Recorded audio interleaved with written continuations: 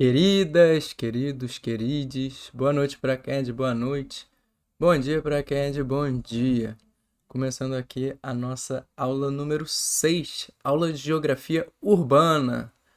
Considerando o Brasil um país extremamente urbanizado, ou seja, com grande parte da sua população vivendo em áreas urbanas, provavelmente essa aula vai dialogar muito com a sua realidade.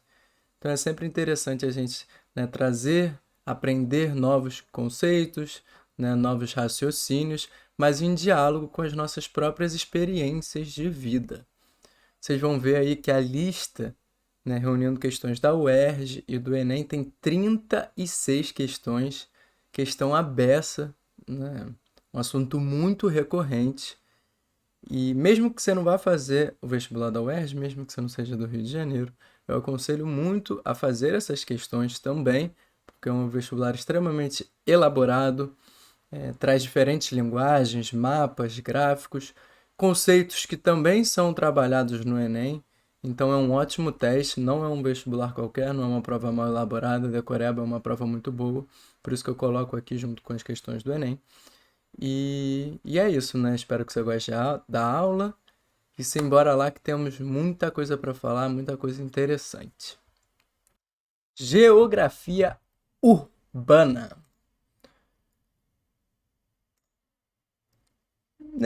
Vamos começar a aula trazendo o dicionário. Né? Às vezes é bom a gente dar uma lida, ele dá uma base boa. Né? Segundo o Dicionário Online de Português, dício urbano, um adjetivo que pertence à cidade, própria da cidade, que tem aparência de cidade, ou a ela se refere. Citadino, vida urbana. Etimologia, ou seja, a origem da palavra. A palavra urbano deriva do latim urbanus, urbana, urbano, com sentido algo relacionado à cidade. Então vamos falar hoje de uma geografia da cidade, das cidades.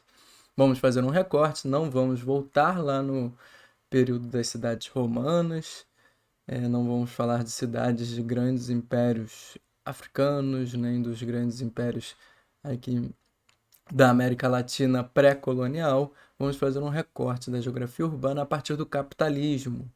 Né? Não que não seja relevante esse estudo histórico anterior, mas no vestibular a gente tem uma perspectiva mais ligada, né, a essa discussão de geografia urbana e desenvolvimento do capitalismo e do colonialismo.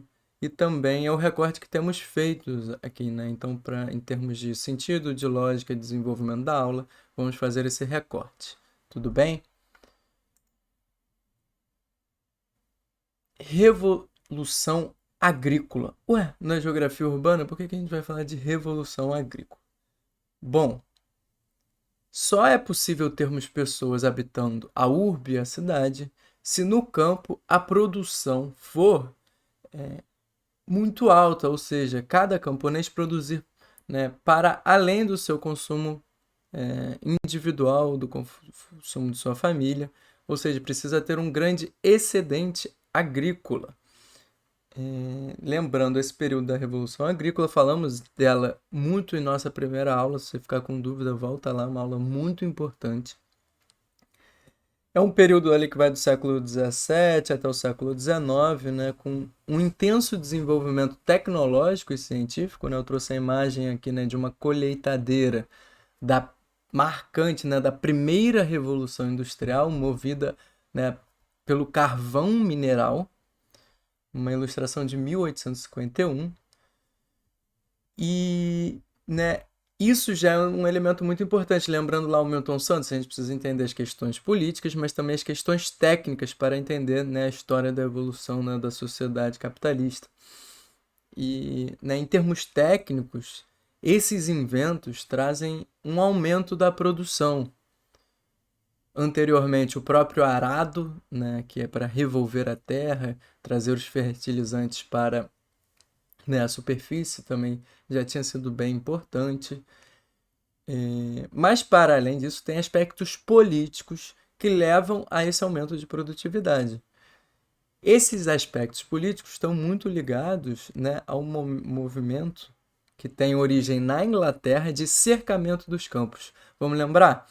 com a primeira revolução industrial, tem um aumento pela demanda de lã, né? Ou seja, tem um gargalo na indústria na pecuária, né, no pastoreio. Há uma demanda pelo aumento, né, de produção de lã. E aí, antigos senhores de terra começam a privatizar essas terras, expulsar camponeses para ali produzir para um mercado.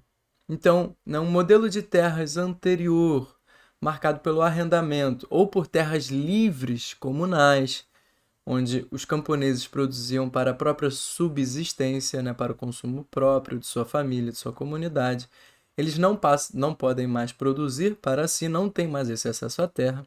Os que ficam passam a produzir em troca de salários e grande maioria é expulsa para as cidades e vai trabalhar na indústria. Mas aqui tem uma chave ligada à nossa aula de hoje, que é: passa-se então a produzir para um mercado. E quando o interesse é produzir para o mercado e não para a necessidade de sua comunidade, a produção tem um aumento significativo. As horas trabalhadas, né, aumentam também, esse camponês é muito mais exigido. E juntando, né, os elementos técnicos e políticos, a gente observa então um grande aumento da produtividade no campo, o que permite que esses trabalhadores, né, rurais expulsos possam viver na cidade, porque terá alimento para eles, né? Se a produtividade não for alta, não é possível um desenvolvimento, né, intenso do urbano. E esse foi o período também que a gente viu na primeira aula de divisão, né, de tarefas entre o campo e a cidade, né? A cidade concentrando o setor de serviços e comércio, o setor terciário, e o setor industrial. E o campo, né, destinado às atividades do setor primário, atividades agrícolas, da pecuária, da extração mineral, da extração vegetal, né? Então, esse movimento da Revolução Agrícola é um primeiro passo para a intensificação da urbanização. Seguindo, então, né, temos... E aí aqui está uma lógica muito importante, né, porque a gente podia estar falando aqui, né, desse contexto na aula de história. O que a gente vai observar aqui na aula de geografia? Exatamente esse movimento no espaço. A expulsão dos camponeses no campo e a ida para a cidade. E a cidade, né, são centros, né, de atração dessa força de trabalho expulsa, oferecendo empregos. No início, né, empregos de péssima condições, com péssimas condições de trabalho, péssimas condições de habitação nessas cidades. Mas, no geral, né, para além desse momento específico, podemos considerar que também, né, essa expulsão do campo pode ser levada por fatores de questões ambientais, então a gente pode pegar períodos prolongados de seca, processo de desertificação, né, de formação de desertos em determinada região agrícola, privatização de terras, como aqui dissemos, concentração fundiária, né, então um grande produtor comprando, ou um processo de grilagem de terras, vamos falar disso melhor na geografia agrária, né? Então as terras sendo concentradas na mão de poucas pessoas. E aí leva a essa expulsão desses camponeses e a atração para a cidade, né? Para além do emprego, às vezes, a gente pode pensar em uma melhor qualidade de vida, ter mais acesso a serviços, né, de saúde, de educação. Então vamos observar esse movimento no espaço, é o raciocínio geográfico que a gente está desenvolvendo aqui. Industrialização e urbanização. Qual era o contexto, né, das cidades nesse período da Revolução Industrial? Péssimas condições de habitação, problemas sanitários, habitacionais, de transporte, muita poluição, né? Essa primeira Revolução Industrial movida pela queima do carvão mineral, então um ar extremamente poluído. E dentro dos ambientes de trabalho, péssimas condições de trabalho, longas jornadas, baixa remuneração, trabalhos perigosos, né? Então muitos acidentes de trabalho, grande presença de crianças nesses espaços também, sobretudo para alcançar lugares, né, estreitos. Trouxe aqui para a gente contextualizar esse período, né, no Reino Unido, no século XIX, um trecho escrito por Engels, né, parceiro de Marx, descrevendo a condição da classe trabalhadora na Inglaterra nesse período.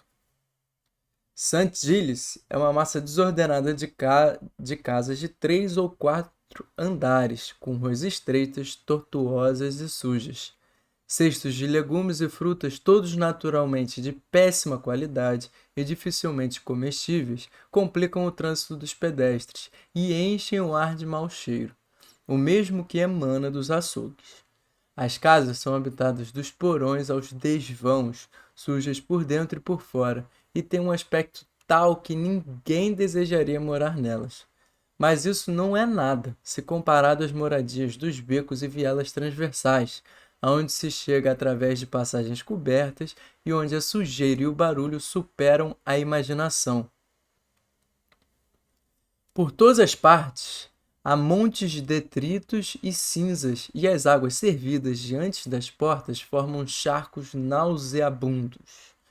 Mas St. Giles não é o único bairro miserável de Londres. Nesse gigantesco labirinto de ruas há milhares de vielas e becos, cujas casas são demasiado horríveis para qualquer um que ainda possa dispor de uma pequena quantia para pagar uma habitação humana. E muitas vezes, esses miseráveis refúgios do pior pauperismo se encontram próximos dos suntuosos palácios dos ricos. A situação da classe trabalhadora na Inglaterra, Friedrich Engels, editora Boitempo, 2010. Aqui, né, então a gente já observa, isso está longe da realidade que vivemos? É muito distante da realidade das cidades brasileiras? A contradição, a desigualdade habitando lado a lado? Não, né? Tem inclusive uma questão sobre isso, uma questão da UERJ bem legal. E, né, então já podemos observar, né, que tal, para além então de um contexto inicial, para além de um contexto momentâneo, essa estruturação da cidade, ela reflete uma própria lógica do sistema capitalista que é extremamente marcado por desigualdade. E aí, né, podemos ter melhorias em termos habitacionais, evidentemente tivemos nos últimos anos, em termos de saneamento, né, nos últimos séculos. Mas essa desigualdade presente no espaço permaneceu porque ela é constitutiva da própria lógica do sistema. E aí voltando, né, à nossa primeira aula, quando a gente tratou dos fundamentos do capitalismo, né?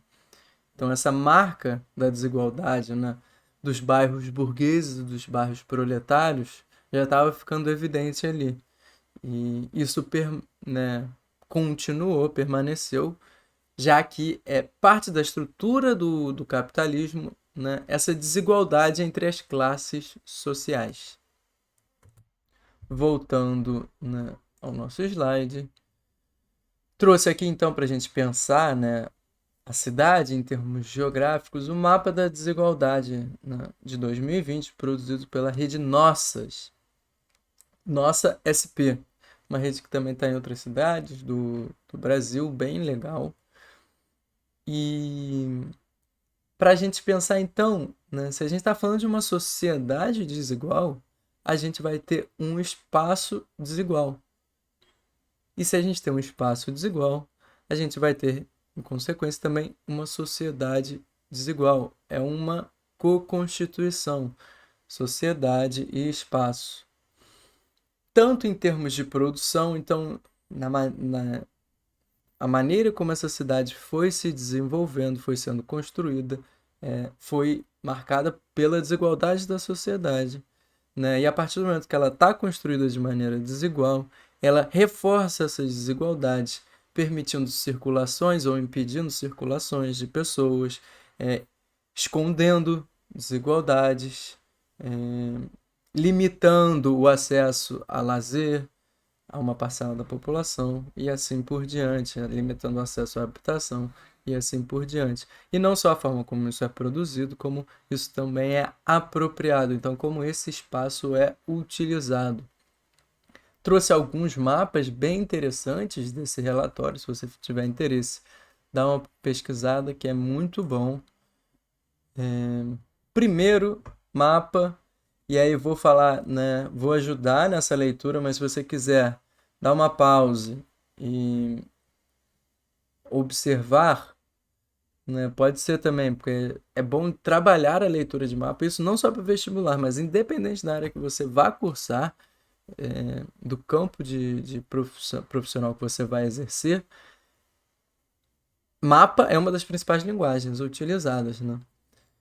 Se a legenda ficou pequena, vem comigo aqui que eu vou traduzi-la, né? Agora eu percebi que ela pode estar um pouco pequena.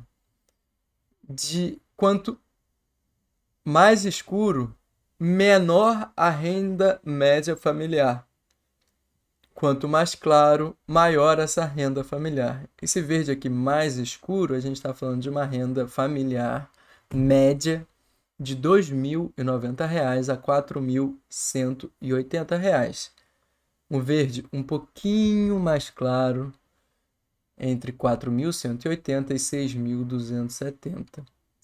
Verde já mais claro ainda, entre 6.270 e 8.360. E aí, nesse verde, o mais claro de todos, a renda média familiar acima de R$ 8.360. Observe o mapa. Tem uma boa distribuição a renda na cidade de São Paulo? Não, ela obedece um padrão. E que padrão é esse? Onde estão concentradas as maiores rendas? Onde estão concentradas, né, no mapa, essas áreas com o verde mais clarinho? Na região central. Maior renda média em Alto Pinheiros, né, próximo a R$ 10.000. E a pior em Lajeado, né, próximo a 2.628. Diferença de 3,6. Esse mapa é muito interessante, esse atlas inteiro, porque ele traz vários índices com esse desigualdômetro, mostra a diferença. O centro de São Paulo, né, onde habitam as famílias mais ricas. E aí vamos olhar outros dados, né?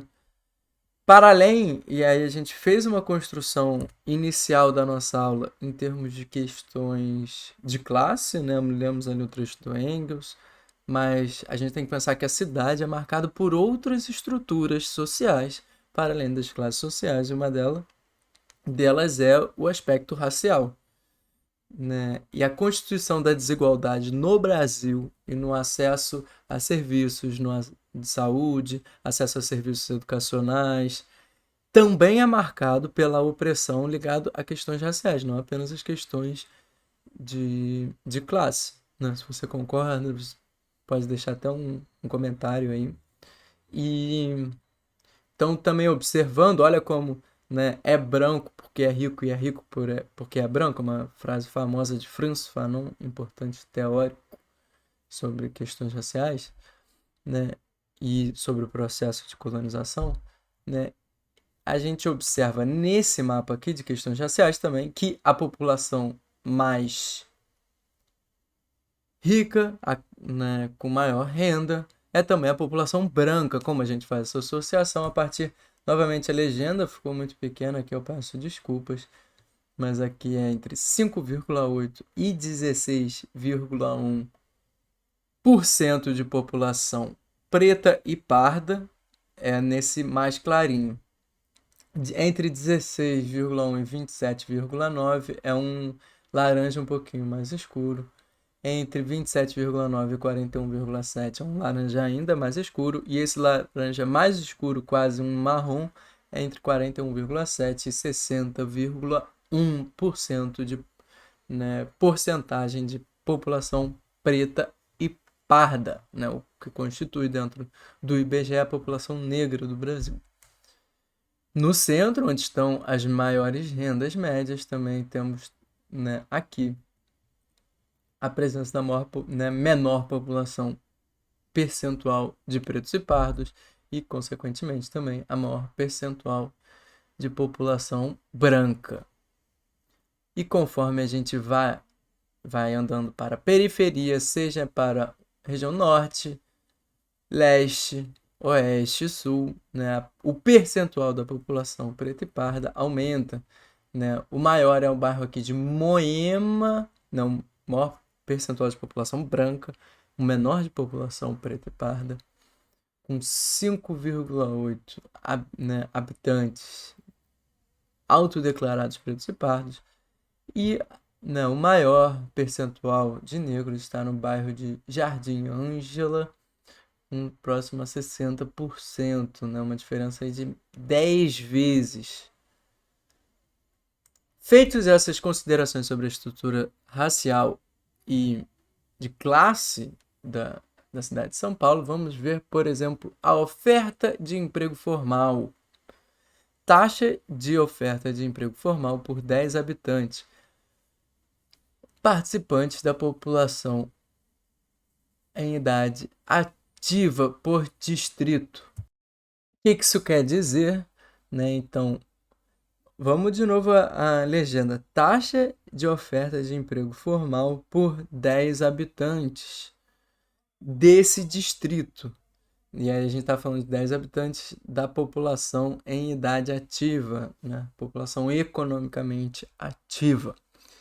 E aí, né, o que a gente observa? Quanto mais escuro, que a gente tem entre 0,4 a 5, 5 a 13,9, menor a oferta de emprego formal.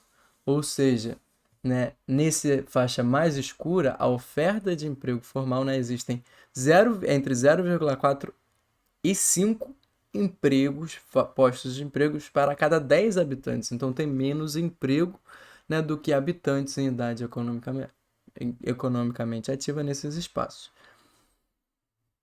A partir, né, daqui do 13,9 a 34,6, 34,6 a 113,8, a gente então tem mais empregos do que a própria população habitante desse distrito. A região central, né, ou seja, quanto mais claro, maior a oferta de emprego, a região central aqui de São Paulo é onde concentra a maior oferta de empregos. Um dos melhores dados é do bairro da Sé, que aí é o centro da cidade, né, polos de empregos, né, em termos de região central. Curiosamente, é um bairro, né, que tem uma população de rua, então outros dados, se vocês forem olhar no mapa, tem dados péssimos na região da Sé em termos de questões de saúde, de habitação, mas em termos de oferta de emprego, por ser um bairro onde, né, central, não muito habitacional, e muito um bairro de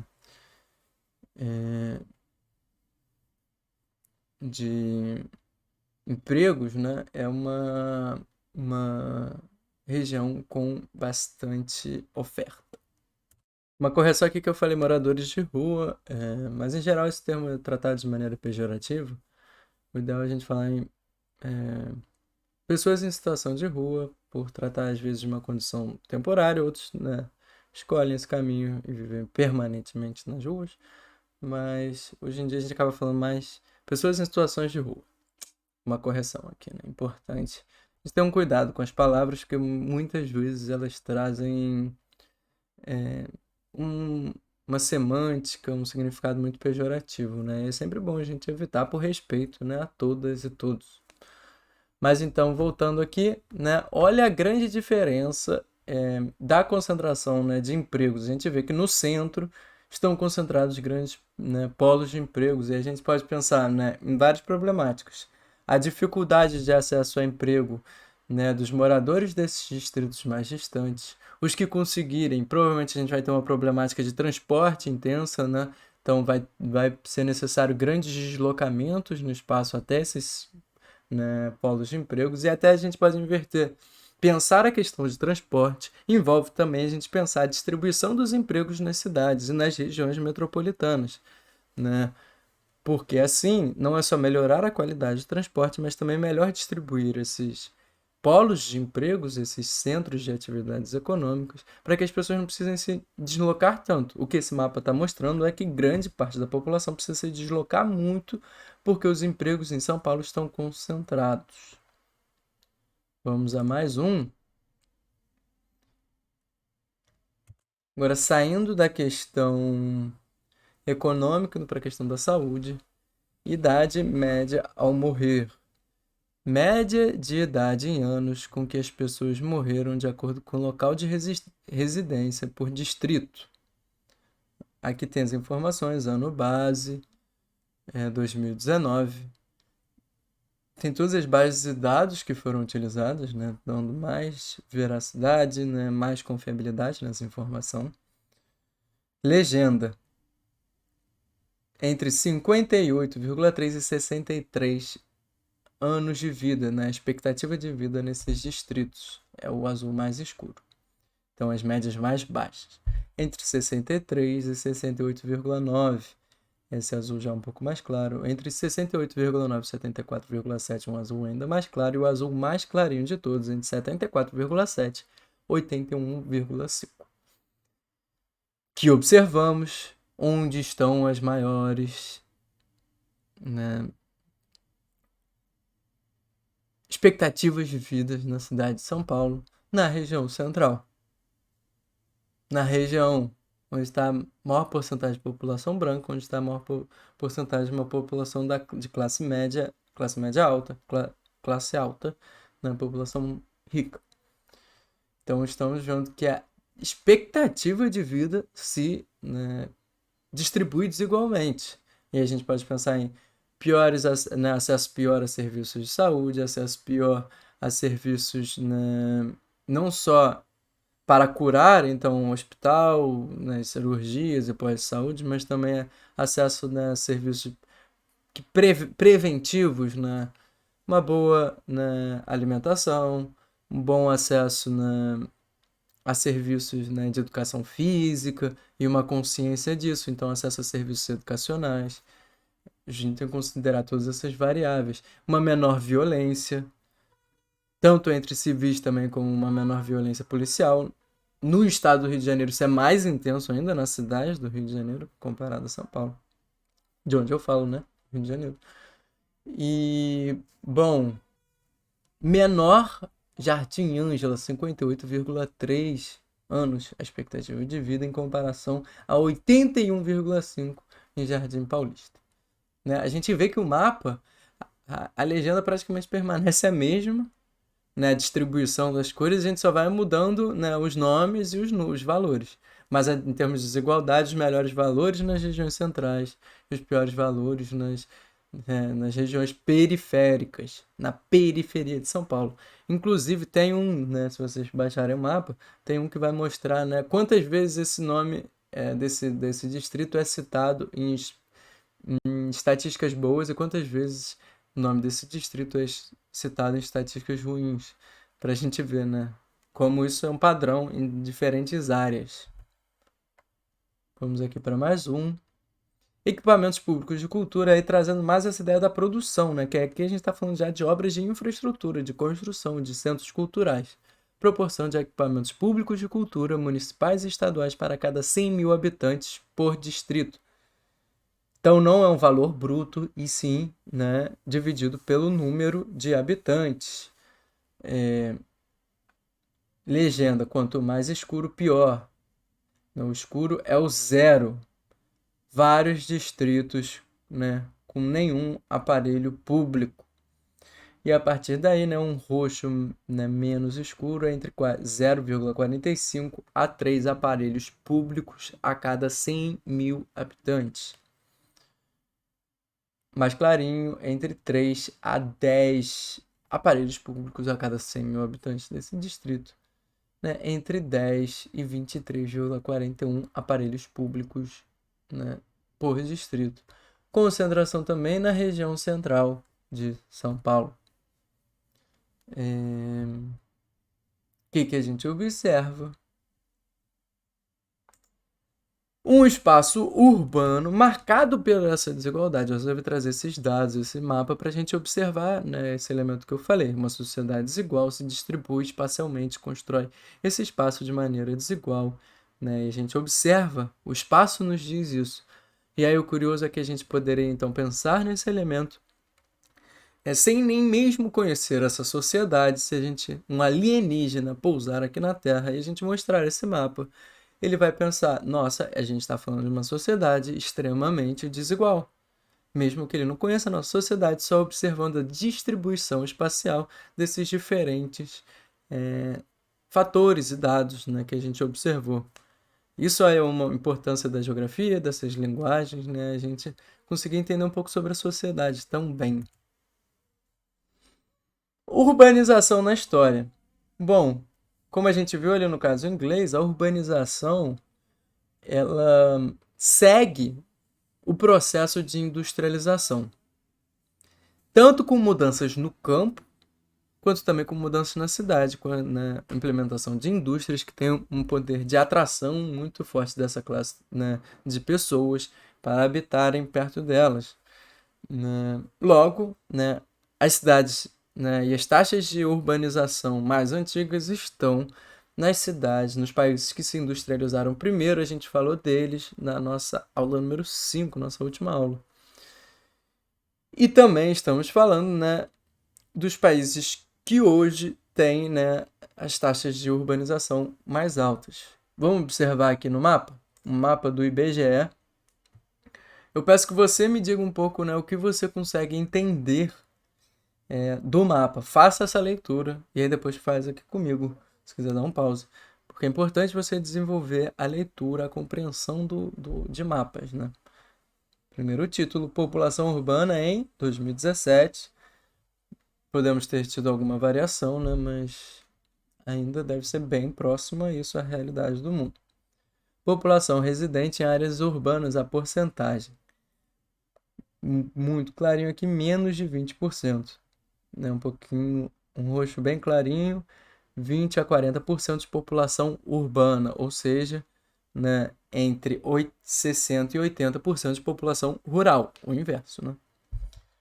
De 40 a 60% de população urbana, de 60 a 80, esse roxo já é um pouco mais escuro, e o roxo mais escuro de todos, mais de 80% de população urbana. Em branco, né, são países onde não temos dados. O que você observa desse mapa? Já disse ali o processo, né, de urbanização ligado à industrialização, onde estão as taxas mais altas. E aí tem um ponto importante, que não são só os países desenvolvidos, mas também aqueles países que se industrializaram lá nos anos 30, 40, 50 e 60, né? A gente está falando muito dos países da América Latina. Também tem altas taxas de urbanização. Os países de industrialização muito recentes, provavelmente daqui a alguns anos, vão alcançar essas altíssimas taxas de urbanização, né? Estamos falando aqui do caso indiano, chinês, o sudeste, né, os tigres asiáticos aqui no sudeste asiático. Alguns países industrializados, né, como na África, como a África do Sul aqui. Mas então, alta taxa de urbanização, né, nesses países em desenvolvimento ou os países desenvolvidos. E os países em desenvolvimento, aqueles que se industrializaram lá nos anos 1930, 1940 e 50. Beleza? Né? Para a gente entender um pouco aqui, né, esse processo. No caso brasileiro, como eu disse, né, vamos observar esse gráfico. Tem até uma questão que traz isso, então é bem importante, né, trabalhar isso. É um gráfico aqui do Atlas Escolar do IBGE. No caso da urbanização brasileira, ela aconteceu em conjunto com o processo de industrialização, como nos outros países. Como a gente está enfatizando, a industrialização brasileira teve um período muito forte entre 1930 e 1980, onde prevaleceu uma política keynesiana que valoriza muito a industrialização no processo de desenvolvimento econômico dos países, que é um pouco ligado na nossa aula 2 sobre doutrinas econômicas. E aí eu deixo essa pergunta aqui para você. Qual foi a década que a população urbana passou a população rural?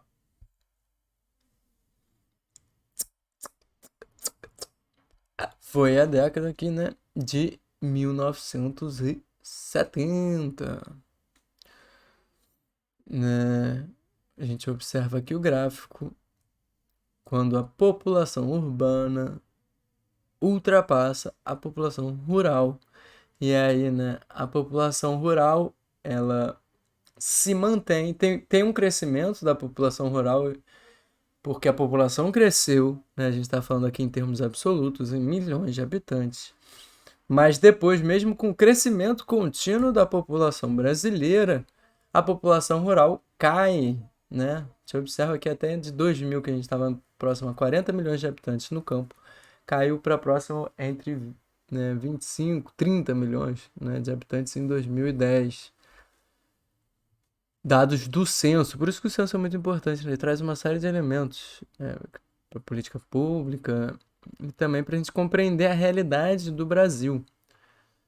Né? A gente tem quase, hoje em dia já ultrapassamos, né, os 160 milhões de habitantes em cidades, né, e em torno de 30 milhões de habitantes no campo. E aí, na verdade, antes da gente entrar nesses conceitos, tem um aspecto muito importante que eu não botei aqui nos slides, mas esse processo de urbanização no Brasil envolve crescimento das grandes cidades. A gente vai discutir isso na aula de migração e também nas aulas de regiões brasileiras, né? Lá no fim, e o de população logo mais. Tem o crescimento das grandes metrópoles, Rio de Janeiro, São Paulo, Brasília, em uma menor escala Belo Horizonte, concentrando, né, atraindo populações de diferentes regiões do Brasil. Mas temos também crescimento, e aí, sobretudo mais recentemente, de cidades médias, vamos falar isso no final, cidades pequenas. E é curioso como até se tornou difícil diferenciar o que é urbano e o que é rural. Porque até em ambientes rurais a gente tem, né, cidades muito pequenas, pequenas vilas, às vezes as pessoas habitam nessa cidade bem pequenininha, mas é uma cidade e tem o seu roçado, mas ela está na cidade. E aí o urbano, para além desse aspecto, né, de infraestrutura, né, de cidade, o urbano traz muito a ideia de um padrão de vida, marcado pelo quê? Pelo consumismo, pelo intensa presença de serviços e do comércio, até por um próprio modo de vida. Eu sempre lembro daquela música, né, que é... Como é aquele sertanejo? Ela me fez comprar um carro, logo eu que amava o meu cavalo. Novamente, peço desculpas pela minha péssima interpretação, mas essa música ela traz muito esse aspecto recente, né, de ambientes rurais, ganhando um padrão, um modelo de vida muito ligado, né, a valores urbanos, usar o gel, e outros aspectos. Então, acho bem curioso, né, a gente fazer esse ponto que não há adendo, né, devia estar com slide sobre isso. Mas já aqui já fica, você espero que tenha anotado aí. E aí, né, vamos trabalhar agora alguns conceitos relevantes. Isso cai muito nas provas. Conceitos relevantes sobre questões, né, que têm acontecido na cidade. O primeiro deles é especulação imobiliária. Compra e manutenção de terreno com a expectativa de valorização futura decorrente do crescimento urbano ou de melhorias infraestruturais. A terra é um bem comercializável, né? É uma propriedade privada no modelo do capitalismo. Ou seja, né, você compra um terreno e você espera ele valorizar, pensando assim, a cidade vai crescer, a demanda por um terreno nesse lugar vai ser maior, então o preço, o valor desse terreno sobe. É a própria lógica do capitalismo, aula de fundamentos, aula número 1.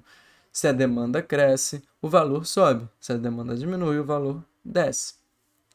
Preço, né? Ou também, que é muito comum junto, né, a esse crescimento da cidade para essas regiões, é né, a espera por uma grande, né, uma intensa valorização dessa área por obras de infraestrutura urbana.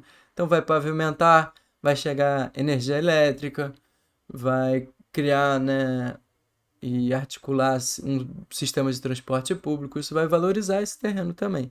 Isso no Brasil não temos mecanismos, não é que não pode, temos alguns mecanismos para evitar a especulação imobiliária. E aí também não está no slide, está nas questões, vocês vão ver na própria definição. Né? A função social da terra está na Constituição, está no Estatuto das Cidades.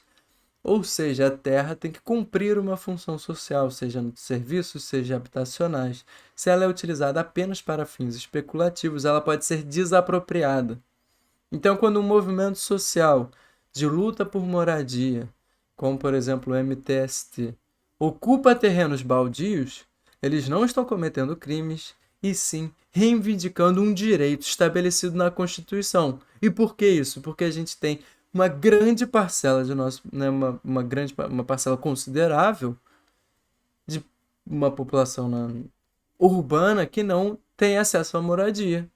A gente tem uma parcela considerável de uma população urbana que gasta grande parte do seu salário, que já é mínimo, que já é pouco, pagando aluguéis, né? Então, fazer esses espaços públicos, tornar esses espaços, né, cumprir, né, fazer com esses espaços cumprir sua função social é importantíssimo. E então, né, mecanismos para evitar a especulação imobiliária. Segundo conceito aqui, crescimento desordenado. Não um crescimento rápido, sem planejamento urbano, levando a problemas como saneamento, habitacionais, de transporte. E no Brasil esse processo é muito marcado pela periferização, né? O rápido crescimento urbano que a gente observou ali naquele gráfico levou, né, um crescimento muito intenso das periferias. Muito também por questões ligadas a esse, né, intenso fluxo de pessoas do campo para as cidades. E aí tem um aspecto importante que poderíamos ter feito um processo de desenvolvimento econômico que fosse, né, não levasse a essa industrialização intensa, mas foi uma busca, né, como disse, éramos um país pouco industrializado, então o Brasil se industrializou muito rápido, o processo de urbanização, consequentemente, foi muito rápido. Poderíamos ter feito uma melhor distribuição das indústrias, sim, né? Durante o próprio processo de industrialização, nesse período de 30 a 80, teve correções, como a criação da Sudene, da Sudan, né? Tentando diversificar, desconcentrar os investimentos industriais. De qualquer forma, a gente tem que considerar que isso, então, tem certos aspectos que fazem parte do própria lógica, mas poderíamos ter tido mais planejamento urbano, o poder público poderia ter agido de maneira mais eficaz, né, para garantir a habitação, para garantir, né, infraestrutura urbana, né? Então, isso não é apenas consequência do processo de urbanização, que pode levar a uma lógica tipo, mas ia fazer o quê? Ia fazer o quê? Precisávamos de mais planejamento público. Inclusive, na Constituição, exige, né, que as cidades tenham um plano diretor. O plano diretor força o poder público, em primeiro lugar, a dialogar com diferentes segmentos da sociedade para pensar a cidade, e, em segundo, força esse poder público a pensar o planejamento dessa cidade, junto a seus cidadãos, né? Então, para evitar exatamente o crescimento desordenado. Vamos aqui a outro conceito, autossegregação. Ele está ligado, né, aos setores endinheirados da população, que se fecham em condomínios, em clubes, em shoppings. E é um problema recente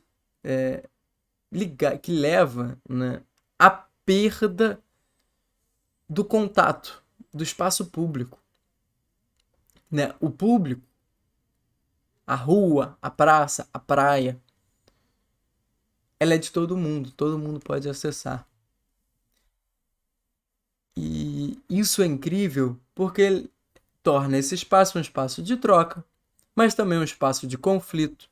E a cidade é sim marcada por conflitos, né? Porque temos diferentes segmentos com diferentes interesses. E é um espaço também para você aprender a lidar com a diferença, né? E aí quando você restringe isso, e aí shopping center, né? Shopping center é um espaço privado, mas que o acesso é público.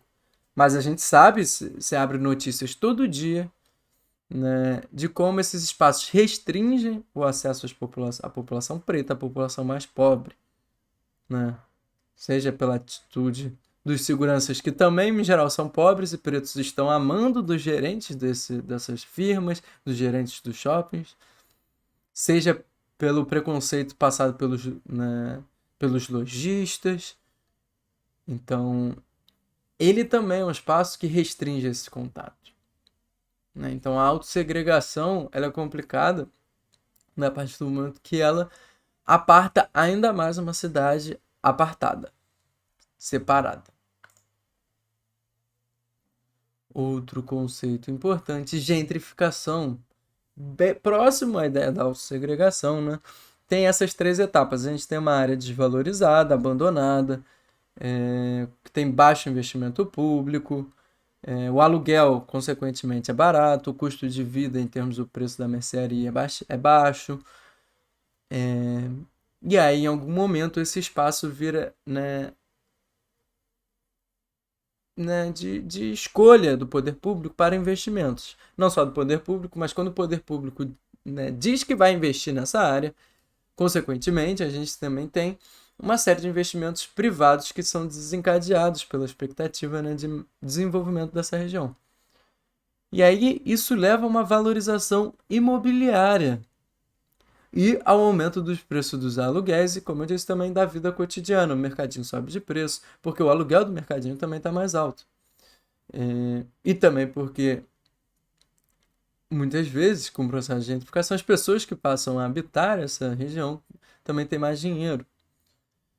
O que acontece? A população pobre é expulsa, a cidade é dividida. E aí a gentrificação, né, leva a cidade dividida, né, marcada por longas distâncias e às vezes também lado a lado, como lemos lá com Engels, né, no começo.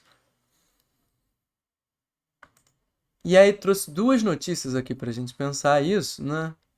Aluguel e controle de preços, né? Pacificadas, favelas vivem o boom imobiliário, é uma notícia de 2010 do G1. Isso aconteceu, por exemplo, né, de maneira muito intensa no Morro do Vidigal, no pré-comunitário que eu dou aula, que motivou esse conjunto de vídeos aqui. Tem muitos alunos, alguns que habitam o Vidigal e observaram esse processo, e outros que tiveram que sair do Vidigal, porque com a implementação da UPP o preço do aluguel disparou, dobrou, e aí a pessoa, né, acaba indo habitar, então, uma região, né, mais distante, né? Ela não usufrui desses benefícios que vieram. A gente já aconteceu um processo, né, próximo também na região do Porto Maravilha, região que recebeu intenso investimento público e privado a partir das Olimpíadas, uma região central portuária no Rio de Janeiro, né, uma valorização, o aumento do preço dos aluguéis. E isso, então, a gente pensa num processo de remoção que não é forçada, porque existe esse tipo de processo nas cidades, né? Importante trazer aqui, deixei para falar isso na aula específica de Rio de Janeiro, mas é o processo, né, onde o poder público demole aquela casa e faz a pessoa ir morar mais longe.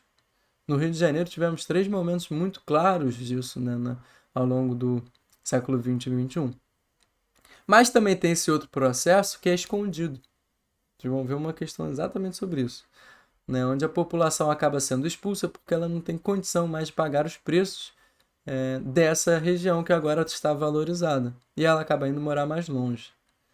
Fica um adendo aqui, Porque no Brasil a gentrificação é marcada pela periferização, as elites buscam morar perto do centro. Mas nos Estados Unidos, da onde vem esse conceito, a gentrificação está muito marcada por um processo próximo, né, de crescimento também dos subúrbios. Tem a valorização, né, e busca pela reconstrução e, né, elites indo morar em regiões centrais, mas também tem as elites, junto a um processo de autossegregação, de morarem nos subúrbios, os subúrbios americanos que são marcados pela uma forte presença das classes médias. Né? Mas no caso brasileiro, a gentrificação sempre foi muito expulsando a população pobre para as regiões mais longe. As favelas em São Paulo, tem outra questão sobre isso. A gente olhou na região central. Se a gente olhar o mapa das favelas, elas não estão presentes ali porque elas foram removidas à força. E também, né, as populações mais pobres foram saindo dessas regiões centrais porque elas não tinham como pagar o preço dos aluguéis praticados nessas regiões. E aí vai falar, vai fazer o que então? Né? Se não é algo forçado, se é algo que acontece pela própria dinâmica do capitalismo. Uma possibilidade, olha essa, né, notícia da revista Exame. Um freio no aluguel. O aumento dos preços de habitação afasta os moradores de média e baixa renda e faz ressurgir o controle e o congelamento de aluguéis. É uma prática muito comum nos Estados Unidos. Então não estamos falando aqui de comunismo, não estamos falando de país socialista, estamos falando do, né, grande exemplo, né, capitalista do mundo. E lá é muito comum os preços dos aluguéis serem controlados para garantir que a população pobre não seja expulsa e possa se beneficiar, né, da valorização, das melhorias, porque também não podemos falar, então não precisa ter investimento público nessas regiões, precisa ter, isso que a gente tem que garantir, um meio para que essa população continue lá. E o congelamento dos preços de aluguéis é uma delas. Outra medida muito comum não, mas que é pensada para isso, é você criar habitações onde tenha, né, prédios, edificações onde concentrem habitações para ricos, para a população de, né, renda média e para a população pobre. Seja controlando o preço dessas moradias e quem vai ter acesso a elas, né, incluindo moradias de habitação social em regiões centrais, também é outra possibilidade. Né? Então temos soluções. Vamos aqui para outro conceito importante. Conceito de conurbação. Né? O crescimento da mancha urbana, dois conceitos, né? Mancha urbana, conurbação, entre duas cidades independentes, a ponto de criarem fortes vínculos de dependência. Ou seja, né, o município é uma delimitação política administrativa. Temos municípios onde grande parte, né, de sua área é urbana e temos municípios onde majoritariamente a área ocupada é rural. Né? O crescimento da mancha urbana entre diferentes municípios faz com que esses municípios se conectem e criem um vínculo diário. Vamos observar, é uma questão da UERJ, esse mapa aqui é da prova da UERJ, vocês vão ver, né? E é um processo de conurbação no município do Rio de Janeiro, né? no estado do Rio de Janeiro. E no caso aqui, na verdade, é da região metropolitana do Rio de Janeiro. E serve para a gente pensar esse conceito, mas pode servir para São Paulo, pode servir para Belo Horizonte, pode servir para qualquer outra região metropolitana. 1888 é que a mancha urbana restrita ao Rio de Janeiro e a uma pequena parte do município. 1930 ela já cresce, mas ainda tem poucos vínculos com essa área aqui número 2, né? Em 1972, aí já temos, né, entre 30 e 72, aí a gente já tem uma grande expansão. Aqui, nessa transição, é que aconteceu o processo de conurbação. É quando a mancha urbana unificou-se entre diferentes cidades, entre diferentes municípios do Rio de Janeiro, né? A cidade do Rio de Janeiro e também, né, a Baixada Fluminense. E o mesmo aconteceu aqui em Niterói, que tem tanto uma ligação com o Rio de Janeiro, mas também tem um centro de gravidade ali ligado, né, em comparação com São Gonçalo e Itaboraí, né? E aí, para além disso, a gente vê ainda o crescimento da mancha urbana ainda mais, né, para 94 e ainda mais para 2007. Isso traz também a ideia, né, seguiu o processo de crescimento da população brasileira em termos absolutos e também o processo de urbanização que a gente viu o mapa ali logo atrás, né? Então, esses fatores levaram à conurbação na cidade, né, na região metropolitana, melhor dizendo, do Rio de Janeiro. Perfeito? Deu para ver essa transição? Isso é o ponto importante. Metropolização, para a gente adentrar, então, esse conceito trouxe, né, algumas definições do José Horta Nunes, né, do LabUrb da Unicamp, Laboratório de Questões Urbanas da Universidade de Campinas. Metropolização é o processo de formação de metrópoles. O fator mais visível da metropolização é o crescimento das cidades, em população, extensão, riqueza e complexidade, mais serviços, mais empregos, né? Tendo uma influência sobre outras regiões por demandar serviços, por demandar produtos, né? Por ser um centro de comando para outras áreas.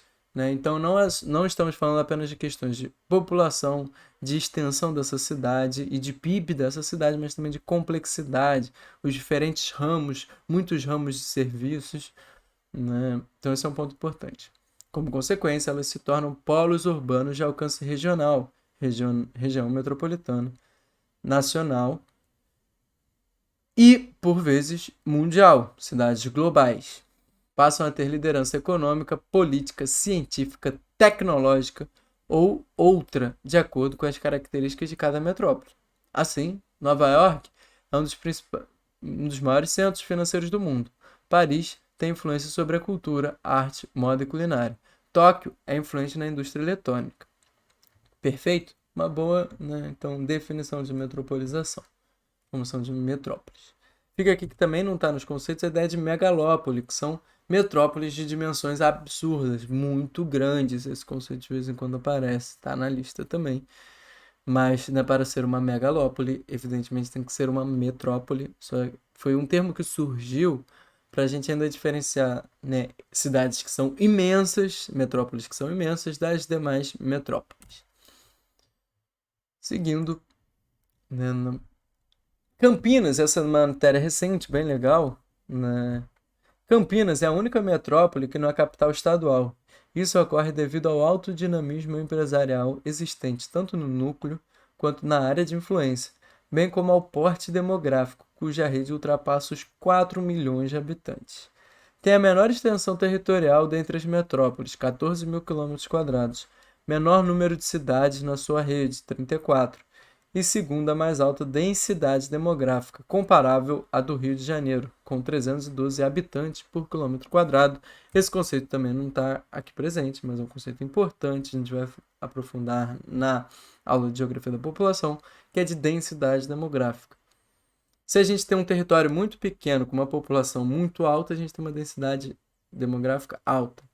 Se a gente tem um território extenso, e aí a população pode ser alta, mas é um território muito extenso, quando a gente for dividir essa população desse território extenso pela quantidade de quilômetros quadrados dessa área, a densidade vai ser muito menor do que aquela de uma população concentrada numa área muito pequena. Perfeito? Tem aqui, olha, outro ponto importante, a rede de influência, né? Quantas cidades está nessa região metropolitana tem poder de influência. E aí é legal porque aqui traz a ideia de Campinas, de que ela passa a ser, não apenas pelo tamanho da população, mas pelo seu dinamismo econômico, né? Se tornou uma região metropolitana e aqui a gente tem a lista, né, das regiões metropolitanas do Brasil. Também tem uma questão disso, vocês vão ver. Seguindo, movimento pendular. Dentro dessa região metropolitana, isso é um movimento que acontece cotidianamente. Também definição do José Horta Nunes. Na física, movimento pendular é um movimento periódico, oscilatório, como o vai e vem de um pêndulo. De modo mais amplo, é qualquer processo cíclico que envolva direcionamentos opostos. Nos estados urbanos, movimento pendular é um termo que significa um percurso cotidiano entre cidades ou aglomerações urbanas, realizado por moradores de uma cidade que trabalham ou estudam em outra cidade próxima. A cidade em que o morador habita é chamada de cidade dormitório. Então, aquilo ali que a gente viu em São Paulo, né, que o centro concentra, né, polos de empregos. Se a gente for considerar a região metropolitana como um todo, esse centro ainda vai concentrar os polos de emprego. Então, a gente tem, né, uma grande população habitante de cidades, né, periféricas dentro dessa região metropolitana que cotidianamente saem de suas cidades, vão para trabalhar no centro de São Paulo e voltam. E a cidade, né, onde elas habitam fica com essa ideia de cidade dormitório. E para além da questão do trabalho, né, em si, né? Mas se a gente viu que no centro de São Paulo estão concentrados os polos de cultura, né, esse movimento pendular, os serviços. Então, esse movimento pendular não apenas para o emprego, mas também para acessar cultura, para resolver várias questões cotidianas, né? Esse conceito cai bastante no vestibular. Cidades globais que apareceu ali na definição de metropolização. E aqui temos, né, um importante diálogo com a aula de globalização, né? O legal da geografia, que eu acho incrível, é que as aulas vão se conectando, vão se articulando, porque a complexidade do mundo leva a gente a colocar diferentes óculos para termos diferentes olhares, mas, né, sempre articulando esses olhares, né? Então, uma leitura articulada da realidade social, da realidade espacial. As cidades globais costumam ser as cidades grandes e influentes economicamente, culturalmente e politicamente. Nesse sentido, elas se relacionam por sintonia com a metrópole, porém elas se distinguem destas por ser ligadas especificamente à conjuntura global. Então a gente está falando de metrópoles que têm poder de influência não só na escala nacional, mas que têm poder de influência sobre outros territórios em outros países. Seja em termos de relevância do setor financeiro, seja porque dali saem os comandos para uma produção em outro país, seja por ser um centro de controle político, estratégico, né? A cidade global, ela então é um polo importante para o desenvolvimento da globalização, né? E aí o jogo das escalas, da brincadeira das escalas, né, que a gente tem feito, é que então o processo de globalização não envolve apenas a escala do globo. Ela envolve também, por exemplo, a escala local das cidades. A gente está falando de espaços locais articulados globalmente. Olha como é complexo, a gente já está complexificando nossa noção de globalização aqui, brincando nesse jogo de escalas, mais do que pensando apenas na escala global. A globalização é quando processos e essas escalas estão articuladas, né, globalmente. A produção se articula globalmente, mas que precisa ter, né, às vezes, esse enclave territorial. Podemos pensar também em tecnopolos, né, esses centros produtivos. Falamos disso aula passada, né, que concentram universidades, centros de pesquisa, think tanks, centros de convenção. Então é um ponto, né, para a gente pensar aqui. Seguindo, né, nossa conceituação, temos um processo importante aí que eu já falei no começo da aula, que é o processo de crescimento das cidades médias no Brasil. Historicamente, como a gente disse, grandes metrópoles foram se formando, e esse próprio dado nos diz, né? Mas, em conjunto, tivemos também o crescimento das cidades médias.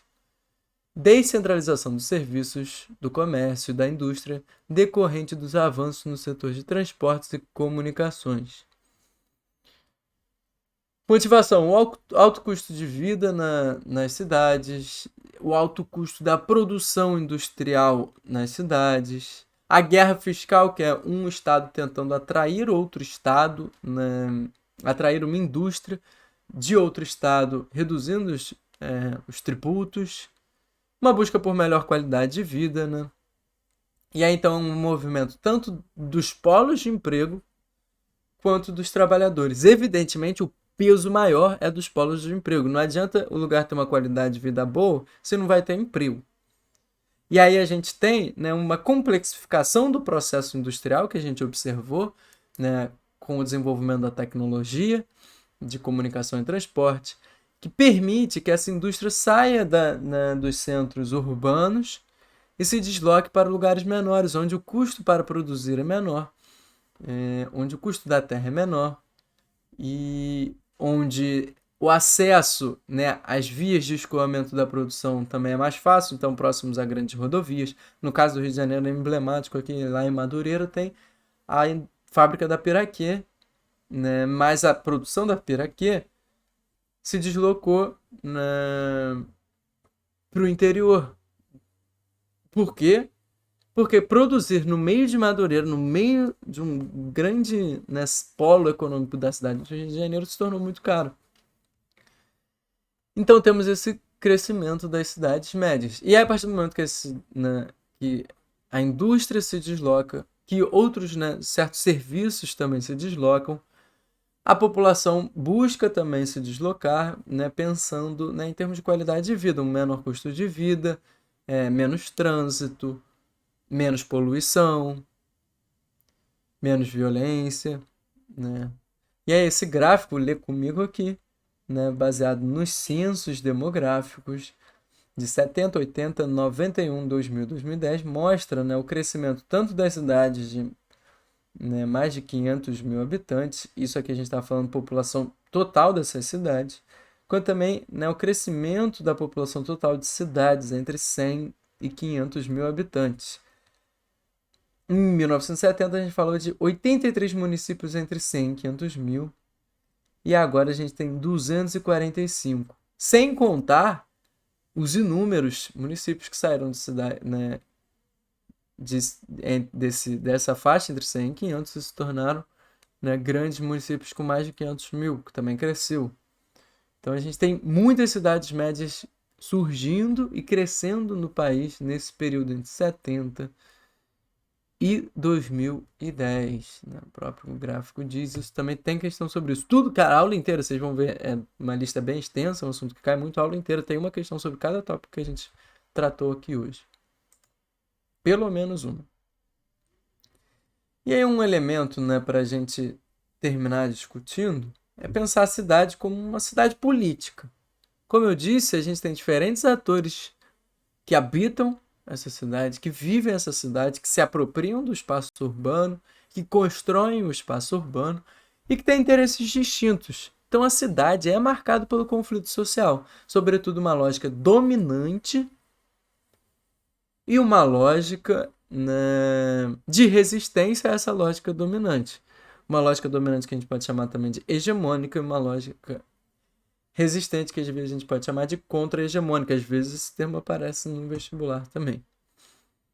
Um exemplo que eu trouxe aqui, né, é da remoção, que foi muito intensa no período de construção, né, de infraestrutura urbana para a Copa do Mundo e para Olimpíadas no Rio de Janeiro. E aí a Secretaria Municipal de Habitação simplesmente pintava a sua sigla, numerava essa casa, e assim que esse morador descobria que ele seria removido. Em muitos casos, essa remoção era evitável. As justificativas eram múltiplas. Construção de, né, ali passaria uma grande via de transporte, ali seria construído, né, um centro de aparelhos esportivos, problemas de né, perigo e risco ambiental de desmoronamento, sendo que grande parte era, como eu disse, evitável. E quando não, era possível você criar mecanismos para essa pessoa ainda continuar habitando ali naquela região. Mas o que aconteceu foi que grande parcela removida foi para muito distante. Processo de gentrificação forçado aí, né? E teve o caso da Vila Autódromo, né, que ficava próximo ao antigo autódromo do Rio de Janeiro. Foi removida para a criação do Parque Olímpico. Hoje em dia, pode pesquisar aí, o Parque Olímpico está abandonado. Poderia, né, junto ao FRJ Vila Autódromo, né, a Associação de Moradores da Vila Autódromo se articulou com outras esferas da sociedade, se articulou, por exemplo, com, né, a Faculdade de Arquitetura da UFRJ e da UF para criar um plano de urbanização da Vila Autódromo que permitia que ela continuasse ali, né, mesmo com a construção do Parque Olímpico, mas, né, acabou que, né, a força, né, do poder público foi muito grande, mas é para a gente observar então que a cidade está sempre em disputa. E é bem legal a gente pensar os atores que constituem politicamente essa cidade, né?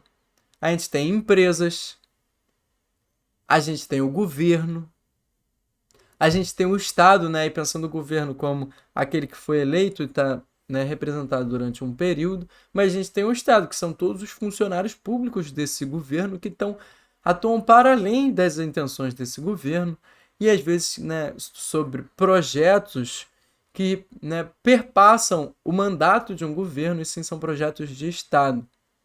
E até esse próprio Estado é marcado por diferenças, né? Ele é constituído por diferentes atores. Ele é uma arena de disputa, o próprio Estado. É curioso a gente pensar, por exemplo, no caso do Rio de Janeiro, que o próprio Estado entra matando na favela, né, com as suas forças policiais, e depois esse próprio Estado entra também com os aparelhos de segurança para garantir, né, justiça, para garantir segurança a essa família que foi, né, que teve esse familiar assassinado pela força do Estado. Então tem a Defensoria Pública, tem a Comissão de Direitos Humanos da ALERJ, né, da Assembleia Legislativa. Então, o próprio Estado é uma arena de disputa. Aqui eu trouxe uma matéria aqui do Globo.com falando, né, a ALERJ, a Comissão de Direitos Humanos da ALERJ, começa a ouvir quem estava no Jacarezinho no dia da Operação Acceptes. Foi recentemente, né, uma chacina, maior chacina da cidade, né, uma série de jovens negros, majoritariamente, foram assassinados por forças policiais. E o próprio Estado aqui indo lá dar suporte a essas famílias. E também garantir justiça nesse caso. Temos também a cidade civil organizada, então a gente tem ONGs, sindicatos, movimentos sociais, como eu falei no caso do MTST. Temos associações de moradores, aí no caso da construção da cidade, associações de moradores são muito importantes. Tem os próprios cidadãos que não podem estar articulados, né, em nenhuma institucionalidade maior, como nenhuma dessas, mas que também constituem e se apropriam desses espaços. Tem uma questão sobre o grafite.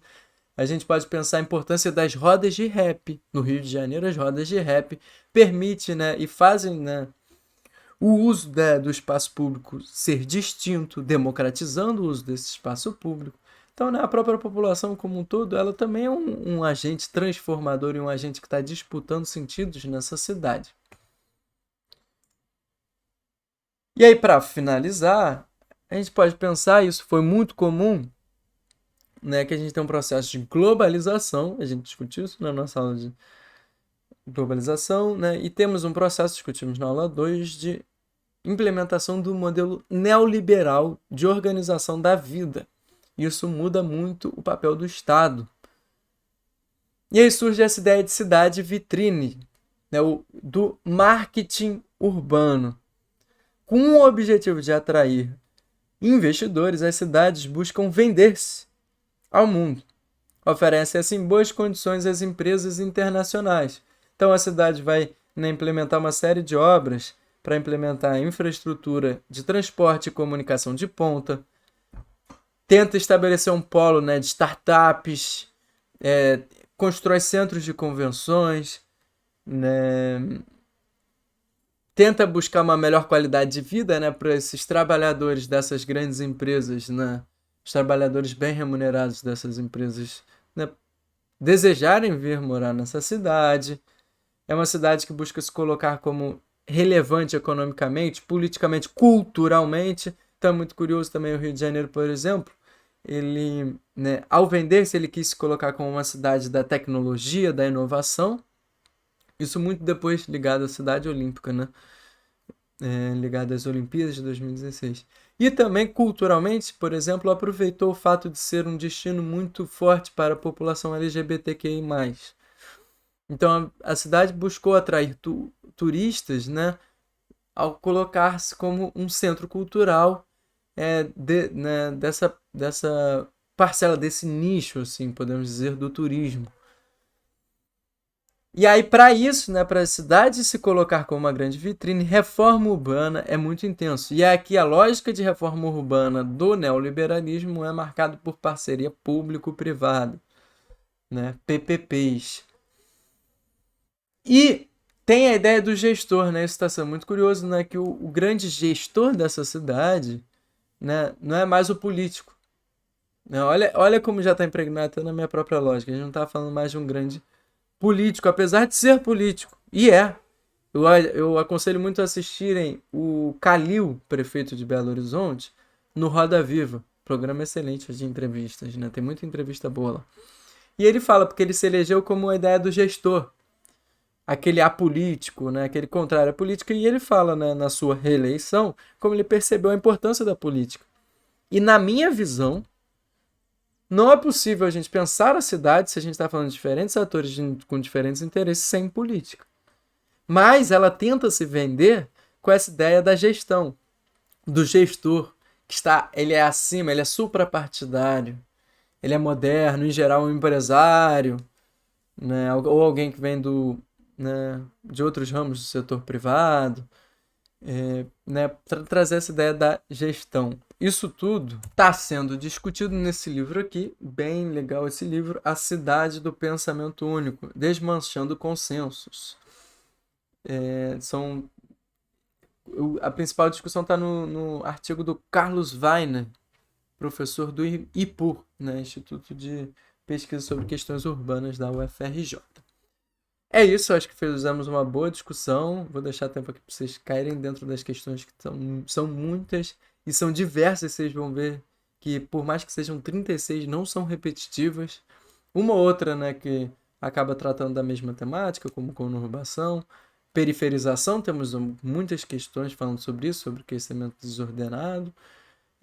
Mas é isso. Espero que tenham gostado da aula, que tenham aprendido, que tenham refletido sobre a própria realidade, né, da cidade onde vocês vivem, se vocês vivem em cidade, até no campo, como eu disse, né, dessa urbanização recente, pode estar em diálogo com a sua vida, até se você for morador em um espaço rural. E acho que é um pouco isso, né? O grande conhecimento vem das nossas experiências pessoais, né, em diálogo com o que a gente estuda. E aí eu espero muito que tenha contribuído para vocês, não só, né, nesse estudo para o vestibular, mas para vocês se entenderem, né, como cidadãos, como habitantes de cidades, ou habitantes de espaços marcados por um processo de urbanização recente ou muito antigo. E é isso, grande abraço e até a próxima.